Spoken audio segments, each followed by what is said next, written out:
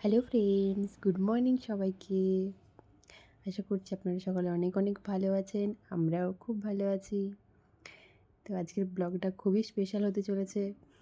Actually আজকে আ এই যে একটা গিফট বক্স আনবক্সিং করছি। অ্যাকচুয়ালি তোমার দাদাভাই ওর অফিসের কাজের জন্য দিল্লি গিয়েছিল। তো সেখান থেকে গিফট পেয়েছে। এটা হচ্ছে লাড্ডু প্লাস এই যে একটা পান মিষ্টি। অ্যাকচুয়ালি এই মিষ্টিটা না পুরো এই যে মিষ্টি পানের মতো। তারপর আরও কিছু কিছু মানে বাদাম আর চানাচুর মানে দিল্লির যেগুলো ফেমাস। তো সেখানকার গিফট নিয়ে এসছে। দেন আমি দুপুরে খাওয়ার জন্য ভাত বসিয়ে দিয়েছি। আর এদিকে আমার একটু চা খেতে ইচ্ছে করছিল। আর সেদিকে সসপ্যানগুলো ধোয়া নেই বলে আমি এটাতে করেই চা বসিয়ে দিয়েছি। আর এদিকে মেয়ে দেখুন বায়না করছে। ওর কিছু না কিছু দুষ্টুমির জন্য কিছু না কিছু নতুন নতুন জিনিস চাই। তো এরকম বায়না করছে, চামচ নেবে।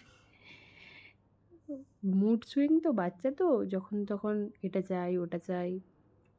যাদের বাড়িতে ছোটো বাচ্চা রয়েছে অবশ্যই জানবেন এই বয়সে বাচ্চাদের মুড সুইং কতটা হয়।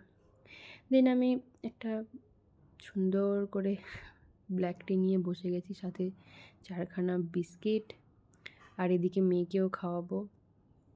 দেন খাওয়াটা হয়ে গেছে। খেয়ে দিয়ে এবার ওর পাপাকে লাঞ্চ দিয়ে দিয়েছি।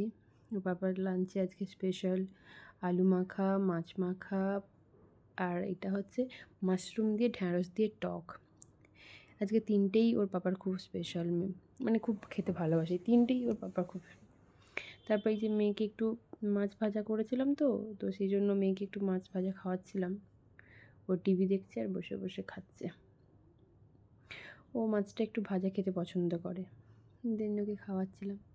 তারপর আমি আমার জন্য আজকে সিম্পল একদম রুটি 2 পিস নিয়ে নিয়েছি, আর ওর সাথে একটু আলু ভাজা, পেঁয়াজ দিয়ে, লঙ্কা দিয়ে। অ্যাকচুয়ালি আজকে বিকেলে না, সন্ধ্যেতে আমাদের একটা ইনভিটেশন রয়েছে। তো এখন তো সেভাবে মানে বাইরে খাওয়া হয় না, তাই সিম্পল খাওয়া দাওয়া করছিলাম। দেন খাওয়া দাওয়ার পর আমি স্নান করে আমাদের এইখানে ব্যালকনিটাতে খুব সুন্দর রোদ লাগে। তারপর ওখানে চেয়ার নিয়ে একটু বসেছিলাম। তারপর দেখছি মেয়েও উঠে গেছে। আমার রোদটাতে একটু বসতে ঘুম ঘুম লেগে গেছিলো। দেন দেখছি মেয়েও ঘুম থেকে উঠে চলে এসেছে আমার কাছে। ওই যে এখনও ঘুম ছাড়ছে না, একটু আদর খাওয়া চলছে। তারপর এই যে যাওয়ার আগে মেয়েকে একটু খাইয়ে নিই, ওর জন্য এই যে খাবার বানিয়ে নিয়েছি।